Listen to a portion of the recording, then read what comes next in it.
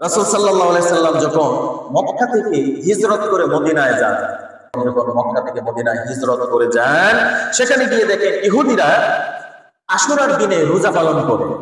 আশুরার যে দিবসটা অর্থাৎ 10 মুহররম যে দিনটা, এই দিনটাতে ইহুদিরা রোজা পালন করতেছে। মদিনার ইহুদিরা মক্কা থেকে রাসূল গিয়েছেন কোথায়? মদিনায় গিয়েছেন, হিজরত করেছেন। গিয়ে দেখেন সকলে এই দিন রোজা রেখেছে।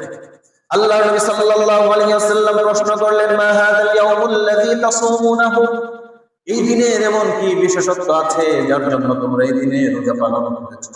কিসের জন্য তাসুমুনাহু, তোমরা কিসের জন্য রোজা পালন করলে? লোকেরা তখন বলল, হাযা ইয়াউমুন আযীমুন, এই দিনটি হচ্ছে বিরাট একটি দিন, এই হচ্ছে মহান একটি দিন, এই দিনটি হচ্ছে বিশাল বড় মাপের একটি দিন, একটি মহান দিবস। হাযা ইয়াউমুন আযীমুন, এই দিনটা হচ্ছে বিশাল দিন। কোন দিন? আশুরার দিন। কে বলছে? মদিনার ইহুদিরা বলছে। কাকে বলছে? রাসূলকে বলছে। কারণ গিয়ে যখন দেখলো রোজা রেখেছে, রাসূল প্রশ্ন করলেন, আজকে রোজা রেখেছে কেন? তখন তারা জবাব দিল যে আমরা রোজা রেখেছি, এই দিনটা বিশেষ একটা দিন। হাদা ইয়াউমুন আযীমুন, বিশেষ একটা দিন, যার জন্য আমরা এই দিবসের রোজা পালন করেছি। দিবসটা কোনটা? আশুরার দিবস। কোনটা? আশুরার দিবস, 10 মুহররম।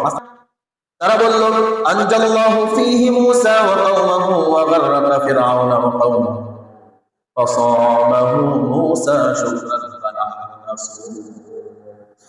এই দিন আল্লাহ তাআলা মূসা আলাইহিস সালাম ও তার কওমকে নাজাত দিয়েছিলেন এবং ফিরআউন ও তার বাহিনীকে পানিতে চুবিয়ে ধ্বংস করে দিয়েছিলেন।